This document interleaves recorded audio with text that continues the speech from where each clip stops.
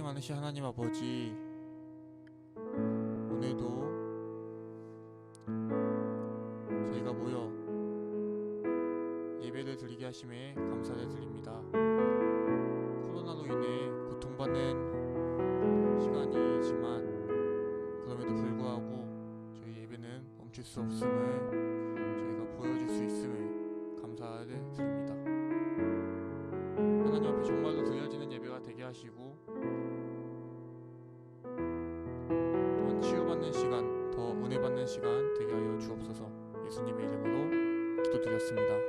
아멘. 할렐루야. 더들림팀 예배에 오신 여러분들을 환영하고 축복합니다. 함께 찬양함으로 하나님 앞에 예배함으로 나아가겠습니다.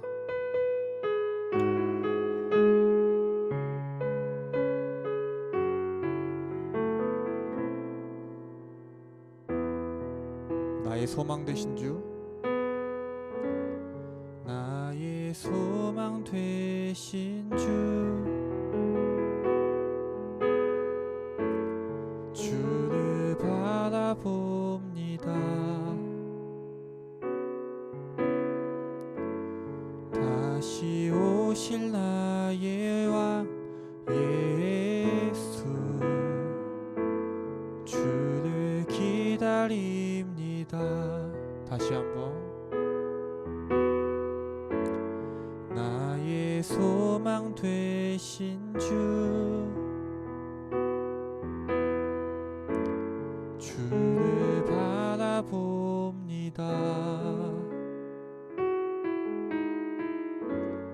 다시 오실 나의 왕 예수,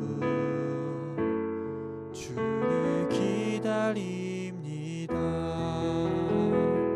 밤이나 낮이나 어제나 오늘도 영원히 주만 찬양해.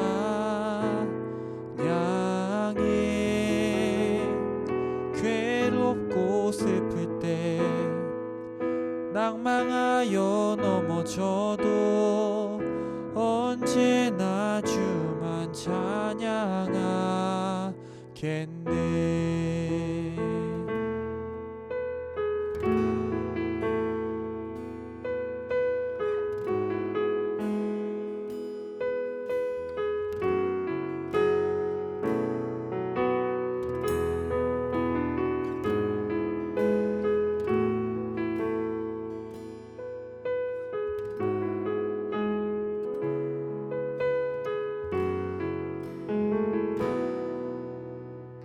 처음부터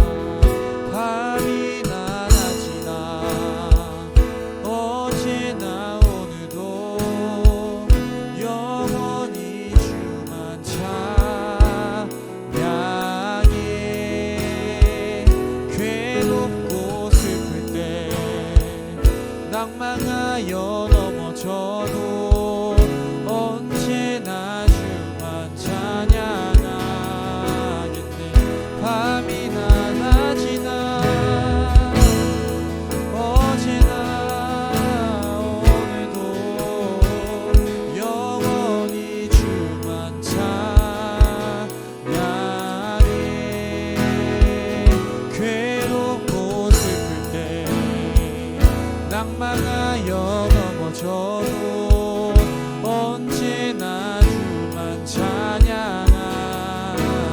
다시 한번 더 큰 목소리로 밤이나 낮이나 어제나 오늘도 영원히 주만 찬양해.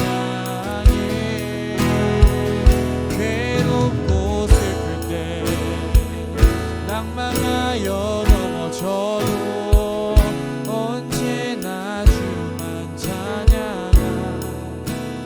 마지막으로 목소리로 고백합니다. 밤이나 낮이나 어제나 오늘도 영원히 주만 찬양해.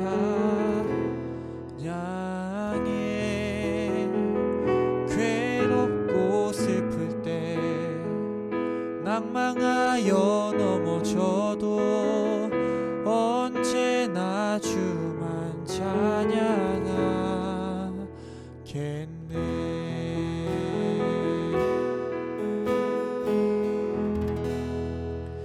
할렐루야.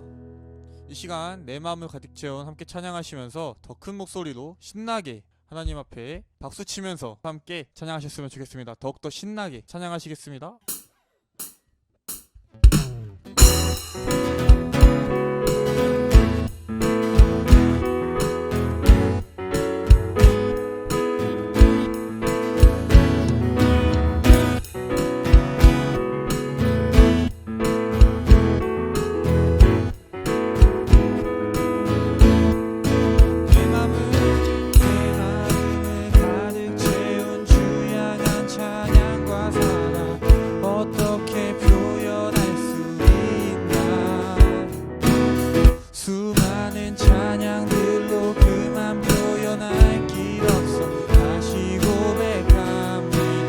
다시 한번 내 마음을 가득 채운 내 마음을 가득 채운 주 향한 찬양과 사랑 어떻게 표현할 수 있나.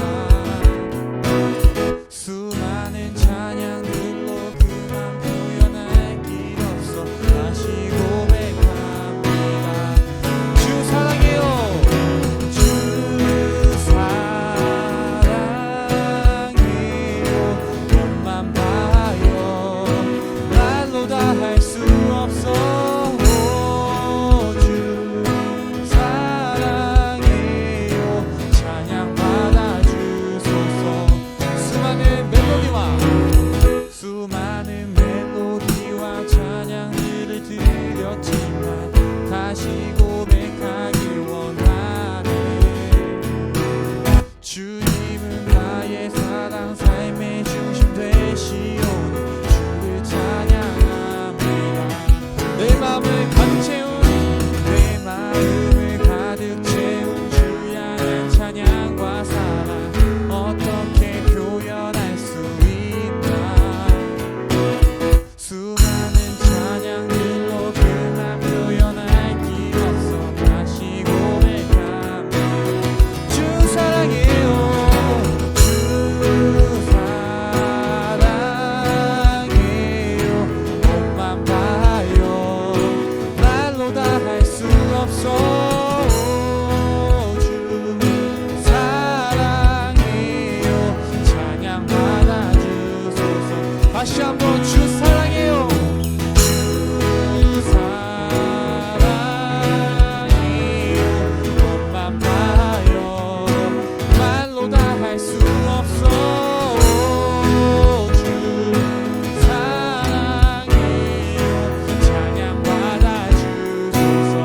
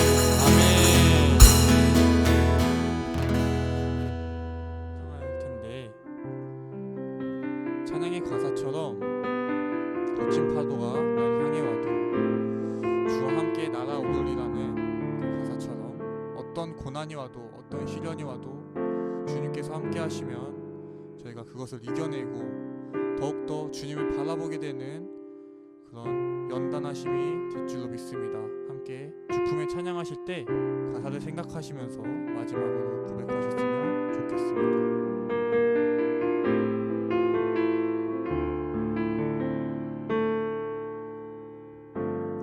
주품에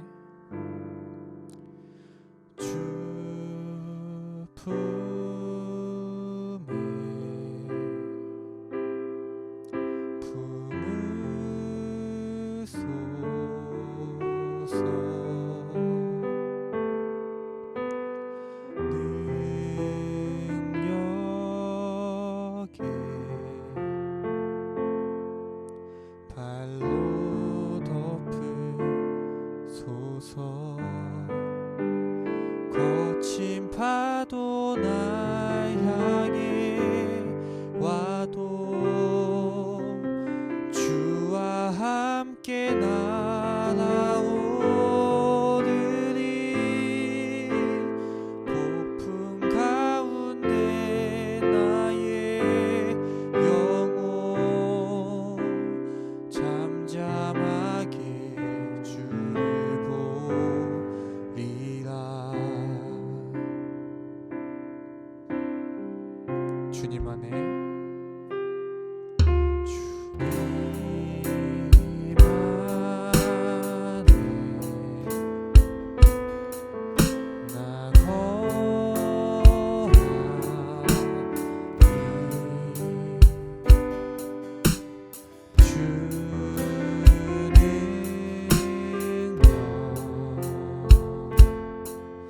나 잠잠히 있네. 주품에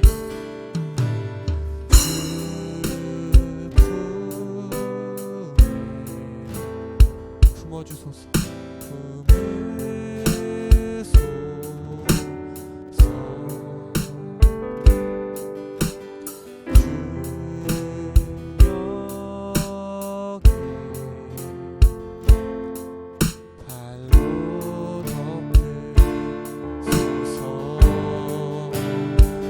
거친 파도 날 향해 와도 주와 함께 날아오르리.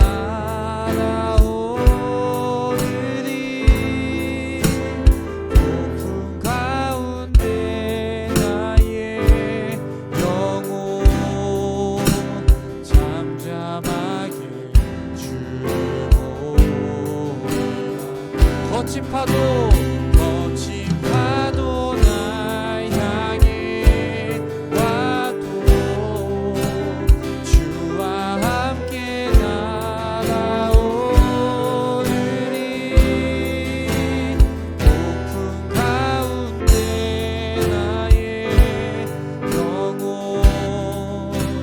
잠잠하게 주를 보리라.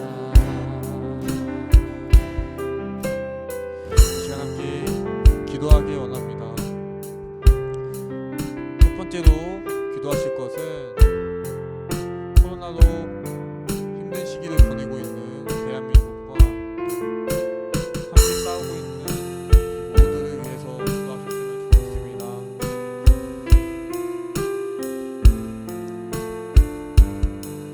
두 번째로 기도하실 때에는 오늘의 예배를 위해서 함께 기도하셨으면 좋겠습니다. 오늘의 예배를 통해서 역사하시고 임재하신 하나님을 생각하시면서 또한 그 은혜를 저희가 받은 우리를 서로를 위하여 기도하는 그런 시간을 가졌으면 좋겠습니다. 함께 기도하겠습니다.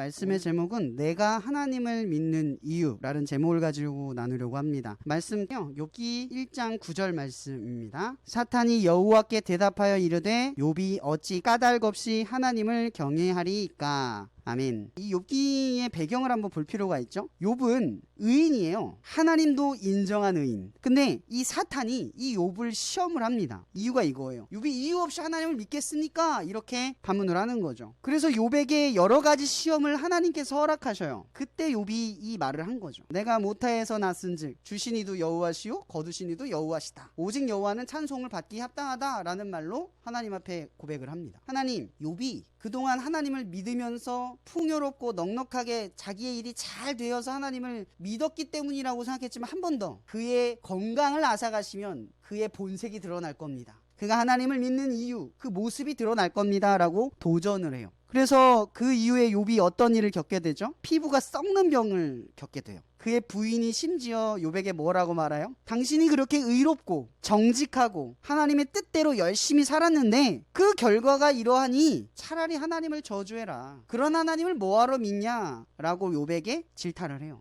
욥은 입술로 죄를 짓지 않아요. 제가 주목하려고 하는 건 바로 이거예요. 욥이 하나님을 믿는 까닭, 믿는 이유에 대해 도전을 하는 것이 사탄의 역할이라는 거죠. 하나님께서 사탄에게 허용한 범위가 바로 우리의 믿음이 하나님을 향한 것인지 혹은 하나님을 향하지 않는 것인지에 대해서 도전을 직면하도록 역할을 부여하셨다, 허락하셨다라는 거예요. 이 시험은, 이 고난은 우리에게 무너뜨리려는 고난처럼 보이겠지만 하나님의 시험은 정반대예요. 통과하는 거죠. 디딤돌을 밟고 한 발걸음 더 뛰어 올라가는 거예요. 그래서 예수님께서도 이 땅에 내려오셔서 자기를 따르는 수많은 군중들, 오병이어의 사건을 일으키시면서 그 사람들에게 이러한 지적을 하셔요. 예수께서 대답하여 이르시되 내가 진실로 너희에게 이르노니 너희가 나를 찾는 것은 표적을 본 까닭이 아니요 떡을 먹고 배부른 까닭이로다. 요한복음 6장 26절에 보면 이런 말씀을 예수님께서 하시는 거예요. 예수님께서도 자기를 따르는 무리들에게 이러한 지타를 하세요. 너희들이 나를 따르는 이유는 오병이어의 기적을 통해서 내가 너희들의 구세주 그리스도라는 사실을 알았기 때문이 아니라 나를 통해서 너희가 배부르고 먹었던 그 기적의 사건에 대한 기대감 때문에 나를 쫓고 있는 거다 라고 지적을 하고 있다라는 거죠. 오병이어의 기적을 통해서 예수님을 따르는 이들은 믿음의 대상인 예수를 보는 것이 아니라 자신을 믿는 예수로부터 얻게 될 무언가를 기대했기 때문에, 그걸 믿었기 때문에 그들의 보물은 흰 겸 속에서 벗어날 그 무언가였기 때문에 그것을 예수가 이루어주길 바라는 그 열망 때문에 예수님을 쫓았던 거죠. 그 이상 그 이하도 아니었어요.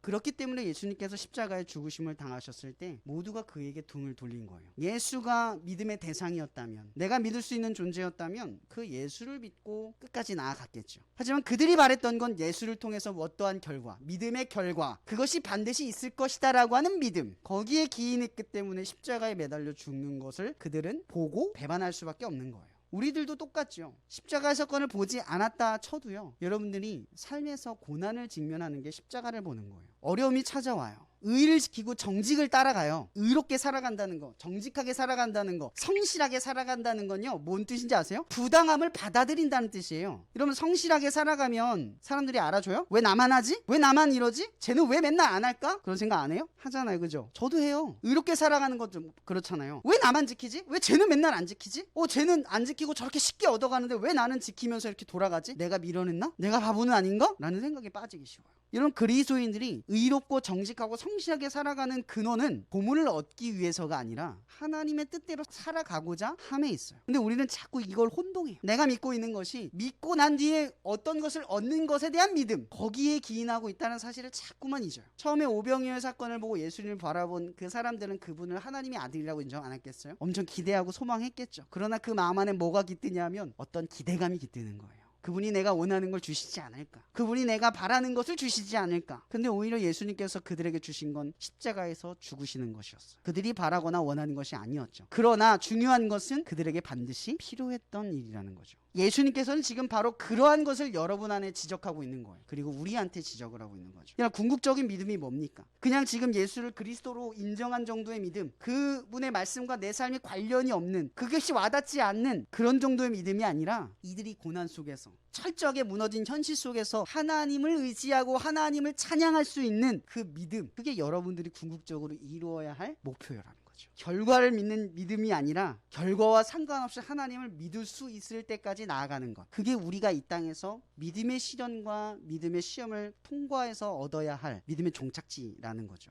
마태복음 6장 21절에 보면 이런 말이 있어요. 내 보물이 있는 그곳에는 내 마음도 있느니라. 보물이 뭐죠? 보물이란 더 쉽게 현실적으로 보면 여러분의 눈이 제일 먼저 가는 곳이에요. 쉴 때 제일 먼저 떠오르는 것. 시간에 틈이 생기면 가장 먼저 하고자 하는 것. 그게 뭐예요? 보물이에요. 눈이 향하고 마음이 주인이 되는 것. 우리는 어떠한 믿음을 가지고 하나님을 바라는가, 어떠한 보물을 가지고 하나님을 기대하고 계십니까? 사무엘상 16장 7절에 사람은 외모를 보거니와 나 여호와는 중심을 보느니라. 여러분들의 잘못된 믿음 혹은 여러분들의 무지한 믿음 어떠하든 간에 하나님께서 여러분들의 믿음을 더 깊숙하고 면밀하게 판단하실 분이라는 거예요. 두렵지 않으세요? 잘못된 믿음을 가지고 주님을 바라보면 하나님께서 그걸 온전한 믿음으로 생각하지 않는다라는 거죠. 하나님은 그걸 아신다라는 거예요. 잘못된 믿음으로 나 하나님 믿었어요. 속일 수 없어요. 그래서 예수님이 바리새인들에게 뭐가라고 말했어요?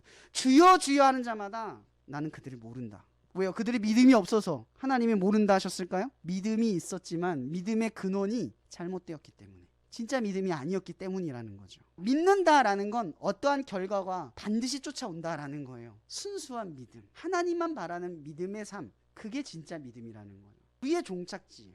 그런 믿음을 얻을 때까지 나아가는 게 우리들의 삶의 목적이라는 거죠. 청교도 목사인 조나단 에즈워드 목사님께서 이런 말씀을 하세요. 참된 성도는 하나님을 즐거워한다. 위선자의 마음은 자신의 특권과 자신이 누리거나 누릴 행복 때문에 즐거워한다. 오도한 씨가 쓴 오케팅 책에서 이런 또 말이 있더라고요. 보물을 찾기 위해 명심할 것은 보물이 보물선의 궁극적인 목표가 되어서는 안 된다는 것이다. 만약 이것이 최종 목표, 대의가 된다면 보물을 찾게 된과 동시에 우리는 항해를 할 동기를 잃어버리게 될 것이다. 무언가의 대가를 하나님께 은근히 바라고 있다는 사실을 인지해야 돼요. 그렇게 우리가 고난 속에서도 고난이 해결되기를 바란다거나 문제가 없기를 바란다거나 평안을 바란다거나 풍요를 바란다거나 평안한 삶을 원한다거나 남들과 같은 평범함을 꿈꾼다거나 원하는 바를 이루어지기를 바란다는 식의 은근한 바람이 있다는 것은 제대로 된 믿음이 아니라는 것을 인지해야 한다는 거죠. 복음에서 말하는 믿음은 오직 예수 그리스도에 대하여 믿음을 갖는 거예요. 복음이 뭐예요? 믿으면 천국 간다가 복음인가요? 앞으로 이루어질 일에 대한 믿음을 갖는 게 아니에요. 이런 복음, 그게 뭐예요? 기쁜 소식, 유앙겔리온, 선언되어지고 이루어진 일에 대한 소식이에요. 예수님께서 여러분들에게 하신 하나님의 나라에 이를 거다라는 건 이미 이룬 일에 대한 약속이에요. 그분은 이미 십자가에 죽으셨어요. 그분은 이 땅에 인간으로 오셨어요. 이건 다 사실이고 다 진리예요. 그걸 믿는 거예요. 여러분들은 이미 일어난 일에 대한 믿음을 갖는 거지, 그분을 믿고 일어난 일에 대한 믿음을 갖는 게 아니라는 거죠. 예수 믿었으니까 난 천국 갈 거야. 그게 아니에요. 이미 주님이 천국을 예비하셨어. 난 그런 주님을 믿어. 그게 핵심이에요. 예수 그리스도를 믿는다는 것은 이미 복음이 주는 그대로의 의미처럼 우리에게 이미 일어난 일에 대한 소식과 그것으로 인한 변치 않은 약속이며 또한 자격 없는 이 원수에게 주신 조건 없는 선물이라는 사실을 자각하게 만든다라는 거죠. 여러분, 종교는요, 믿음으로 대가를 바라는 것이 마땅한 것이에요. 왜냐면 그것이 믿음의 목적이니까. 신에게 헌신하는 것, 종교적 제의에 최선을 다하는 것, 그들이 믿는 신을 감동시키는 일이 되기 때문에 그래요. 그래야 복을 받기 때문이죠. 그러나 복음은 그것과 전혀 달라요. 선제되어 있는 거죠. 믿음이 보인 행동을 통해서 신이 무언가를 주는 게 아니에요. 우리의 믿음은요, 이미 하나님이 우리에게 먼저 주신 것에 대한 반응인 거죠. 이미 주었기 때문에 하는 일이에요. 우리가 의롭게 살아가고 정직하게 살아가고 성실하게 살아가는 건 하나님의 의로운 일이 이미 이루어졌기 때문에 그래요. 시편의 다윗과 예레미야와 하박국이 그러한 절망 가운데 모든 것이 무너져 있는 그 상황을 지켜보면서도 희망을 바라보는 것, 애굽에서 인도한 하나님이 이스라엘을 약속의 땅으로 이끌었기 때문에 그래요. 이미 일어난 사실에 대한 믿음이 지금 무너져 있는 현실을 다시 한번 하나님을 믿는 믿음으로 끌어내고 있는 거죠. 복음은 우리가 믿는 것은 그가 우리보다 먼저 보이신 사랑을 신뢰하는 것으로부터 우리가 기꺼이 그렇게 하기로 믿는 일이에요. 우리는 이로써 말씀이 이해가 가기 시작을 해요. 이스라엘과 유다의 멸망에 닥쳤는데 어떻게 주님을 찬양하고 그분을 또다시 신뢰할 수 있는가? 이미 보여주신 그간의 은혜를 깨닫게 되는 것이에요. 또 다른 약속으로 부르시기 위해 또 다른 회복의 길을 열어주신 것입니다. 결국 그들은 바벨론 포로 70년 뒤에 결국 예루살렘으로 돌아왔어요. 그러나 그 약속은 그냥 돌아올 것이 아니에요. 하나님의 자녀로 거듭나서 돌아오기를 바라는 하나님의 분명한 명령이 있었어요. 그래서 그곳에서 순종하고, 그곳에서도 아이를 낳고, 그곳에서 정직하게 살아가고, 그곳에서도 의롭게 살아가고, 그곳에서도 나의 율법을 지키고, 그곳에서도 나를 예배하고 나를 따르고 그렇게 돌아와라. 그 포로의 시기를 통해서 나를 예배하는 것이 마땅하지 않고 나를 부르는 것이 결코 순조롭지 않다는 것을 깨달으며 다시 하나님만을 바라보는 예배를 바라보던 그들이 예루살렘으로 돌아오는 갈망함은 온전히 하나님을 바라는 일에 초점을 두었기 때문에 무너진 성벽과 성전 가운데로 나올 수 있었던 거예요. 그들이 무언가를 바래서 다시 돌아왔겠어요? 바벨론에서 이미 벌어놓은 것, 얻어놓은 것이 더 좋은데 왜 굳이 다시 돌아오기를 선택했을까요? 그곳에서 갈망함이 있었다라는 거죠. 하나님에 대한 소망이 분명하게 있었던 거예요. 믿음은 바로 이런 거예요. 오늘 본문에서 욥에게 사탄이 시험을 하도록 하나님의 내버려진 까닭이 바로 여기 있어요. 제가 하박국 3장 16절에서 18절 읽어드릴게요. 내가 들었으므로 내 창자가 흔들렸고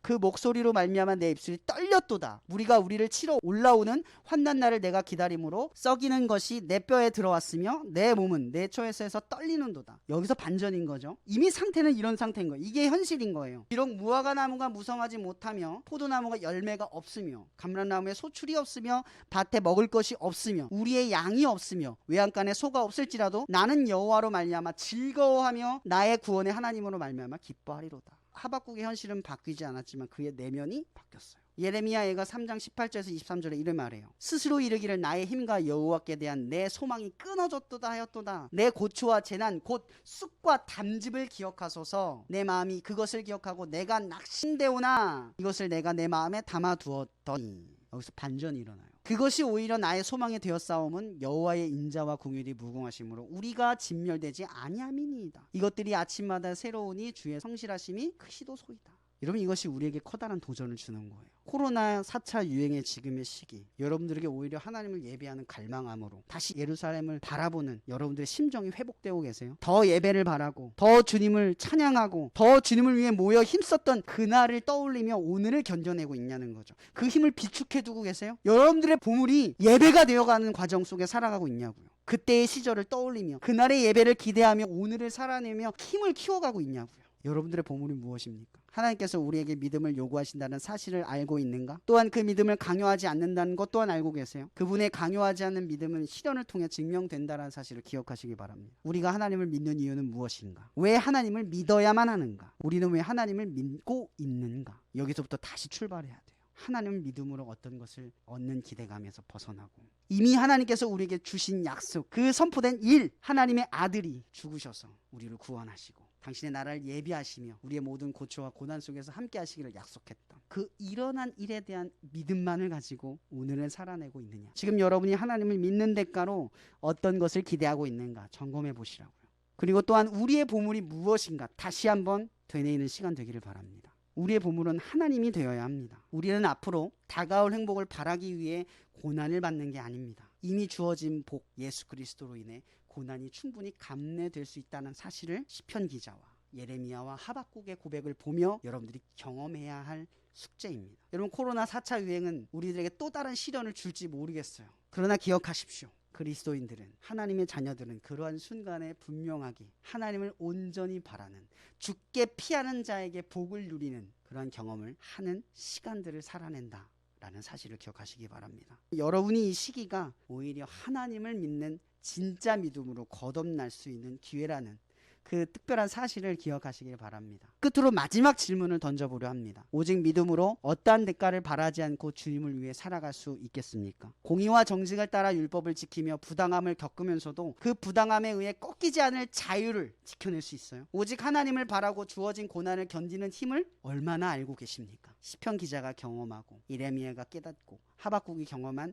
이 하나님으로 충분한 보물을 여러분들이 만족할 수 있는 지혜가 생기기를 바랍니다. 여러분, 우리는 보물선입니다. 보물선은 보물을 찾기 위해 그 항해의 목적을 따릅니다. 세상에는 정말 많은 보물들이 존재하고 우리는 그것을 이루거나 바라는 것을 소망할 수 있어요. 그것이 잘못됐다는 게 아닙니다. 그러나 우리가 하나님의 나라에 이르기까지 그 항해를 멈추지 않고 보물을 계속해서 채워갈 수 있는 것은 보물선 안에 보물이 가득 채워지기 때문이 아니라 이미 우리 안에 부족함 없이 채워졌기 때문에 어떠한 보물을 얻어도 거기에 매혹되지 않고 계속해서 나아갈 수 있는 힘을 갖는다는 사실입니다. 보물선이 보물을 얻지 못해도, 보물선이 보물을 얻어도 보물선의 행로는 계속해서 보물선을 얻기 위해 나아갈 수 있는 힘, 바로 그리스도의 힘은 바로 여기에 있습니다. 그리스도인으로 살아가며 하나님이 주시는 이 현실 세계의 복이 없어도 하나님을 위해 살아갈 수 있는 힘은 하나님이기 때문이고, 여러분이 믿는 믿음은 하나님을 믿는 믿음이기 때문이라는 사실을 기억하시기 바랍니다. 코로나의 4차 유행이 시작되는 요즘, 여러분들의 진짜 보물이 여러분들을 인도하기를 주님의 이름으로 축복합니다. 기도하고 마칠게요. 사랑해 주님 감사합니다. 오늘 이렇게 저희가 영상을 미리 녹화해서 이 송출을 하며 예배를 시도해 보았습니다. 지금 우리가 정말 함께 모이기도 정말 어려운 시기를 보냅니다. 이것저것 너무나 많은 제한들과 어려움 속에서 주님을 찾는 것이 정말 우리도 모르게 무뎌져 가고 일상을 살아가는데 너무 익숙해져 가는 우리들의 모습을 보며 우리들의 마음의 깊은 내면에 안타까운 마음을 조금씩 더 기억하게 됩니다. 하나님, 이렇게 예배할 수 없습니다. 하나님, 우리가 이렇게 하나님을 믿을 수 없습니다. 우리가 이렇게 주님을 따를 수 없습니다. 하나님, 우리의 마음속에 더욱 찾아오셔서 우리의 거짓된 믿음을 성령의 탄식하는 소리로 깨닫게 도와주시옵소서. 주님이 나를 위해 흘린 눈물을 경험하게 하셔서 하나님의 사랑으로 우리가 다시 믿음을 회복하고 우리의 보물이 어디에 있는지를 다시 한번 점검하며 우리가 하나님의 나라에 이르기까지 그 여정을 마치지 않도록, 중간에 어디에 서서 안주하지 않고 끝까지 나아갈 수 있도록 하나님이 나의 보물이 되어 주시기를 원합니다. 내 눈이, 내 마음이 보물이 되시는 하나님을 바라볼 수 있는 그러한 삶으로 변화되기를 원합니다. 하나님의, 우리의 믿음은 내가 믿는 것으로 어떤 것을 얻는 종교심이 아니라 이미 나에게 충분한 것을 내어주신 예수 그리스도의 사랑으로 이미 내가 주님을 위해 행할 수 있는 모든 일에 부족함이 없는 일을 깨닫는 일임을 기억하게 하옵소서. 하나님, 우리는 하박국의 고백, 시편 기자의 고백, 그리고 예레미야의 고백이 이해되지 않을 수 있지만, 그러나 주님, 우리가 의와 정직과 성실함으로 이 코로나 4차 유행이라는 이 시기를 다 함께 극복하며 종국에는 하박국이 했던 고백, 예레미야가 고백했던 고백, 시편 기자 다윗이 했던 고백을 우리도 경험할 수 있게 하여 주시옵소서. 모든 것에 감사하며 살아계신 예수 그리스도 이름으로 기도합니다. 아멘. 하나, 둘, 셋. 오늘 예배는 이걸로 마치도록 하겠습니다. 안녕. 맞점.